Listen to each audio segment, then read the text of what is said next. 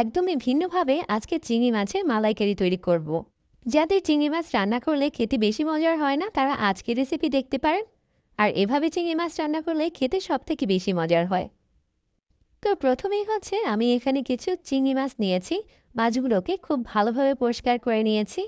এর পিঠের উপরে যে একটা কালো রক থাকে ওটাকেও পরিষ্কার করে নিয়েছি। চিংড়ি মাছগুলো খোসা সহই রান্না করছি, তবে খোসা ছাড়িয়েও রান্নাটা করতে পারেন। চুলায় পাত্র বসিয়ে 1/4 কাপ পরিমাণ রান্নার তেল দিয়ে দিয়েছি। এর ভিতরে এখন চিংড়ি মাছগুলো দিয়ে দিচ্ছি। 2টা টমেটোকে মাছ বরাবর কেটে নিয়েছি, টমেটো 2টাকেও চিংড়ি মাছের সাথে দিয়ে দিচ্ছি। আর এখানে 3টা আস্ত পেঁয়াজ নিয়েছি, পেঁয়াজগুলোকেও দিয়ে দিচ্ছি। তারপর এর সাথে কয়েকটা আস্ত কাঁচামরিচ দিয়ে দিচ্ছি।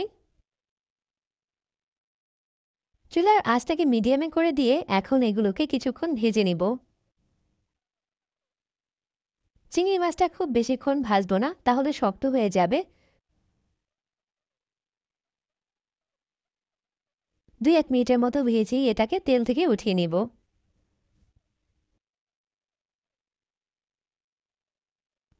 এখন কড়াইতে থাকা বাকি টমেটো, পেঁয়াজ আর কাঁচামরিচগুলোকে আরও কিছুক্ষণ ভেজে নিব। এই সব কিছু যখন ভাজা হয়ে যাবে তখন এগুলোকে তেল ঝরিয়ে উঠিয়ে নিব আর একটা ব্লেন্ডার কাপে করে এগুলোকে ব্লেন্ড করে নিব। এখন কড়াইতে থাকা বাকি তেলের সাথে আরও 2 টেবিল চামচের মতো রান্নার তেল দিয়ে দিচ্ছি। এরপরের সাথে দিয়ে দিচ্ছি 1/4 কাপ পরিমাণ পেঁয়াজ বাটা।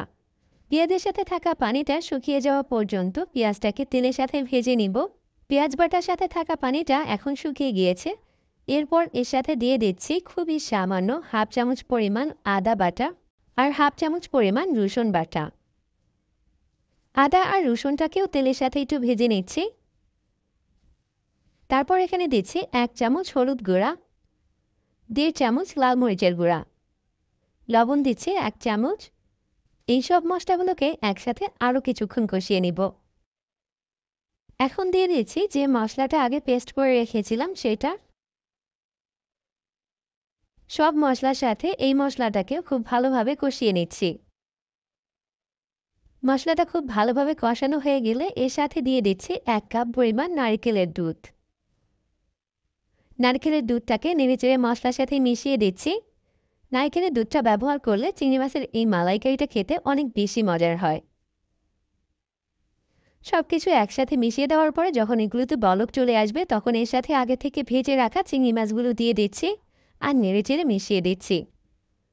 ঢাকনা দিয়ে না ঢেকেই পুরো রান্নাটা আমি করে নিচ্ছি আর অনবরত নেড়েচেড়ে দিতে হবে, যেহেতু নারকেলের দুধ ব্যবহার করা হয়েছে, সো এটা নিচ থেকে লেগে যেতে পারে। 10 মিনিটের মতো আমি চিংড়ি মাছগুলোকে রান্না করে নিয়েছি। এখন ঝোলের ঘনত্বটা এরকম হয়েছে। এই সময় এর সাথে 1/2 চামচ পরিমাণ গরম মশলার গুঁড়া দিয়ে দিচ্ছি। ঝোলটাকে এর থেকে বেশি ঘন করব না, কারণ এটা নামিয়ে নেওয়ার পরে আরও কিছুটা ঘন হয়ে যাবে। আর দিয়ে দিচ্ছি কয়েকটা আস্ত কাঁচামরিচ। কাঁচামরিচ দেওয়ার পরে এটাকে নেড়েচেড়ে আরও 1 মিনিটের মতো রান্না করে নিয়েছি। চিংড়ি মাছের মালাইকারি রান্না করা এখন আমাদের কমপ্লিট। চুলা থেকে এবার এটাকে নামিয়ে নিচ্ছি আর এটাকে গরম গরম পরিবেশন করছি। ভাত বা পোলাওয়ের সাথে চিংড়ি মাছের মালাইকারি খেতে কিন্তু অনেক বেশি ভালো লাগে। আমি যেভাবে রান্না করেছি ট্রাই করে দেখবেন, আশা করছি সবার কাছে ভালো লাগবে। এতক্ষণ ধরে আমার রেসিপি দেখার জন্য সবাইকে ধন্যবাদ জানিয়ে আজকে বিদায় নিচ্ছি। আল্লাহ হাফেজ।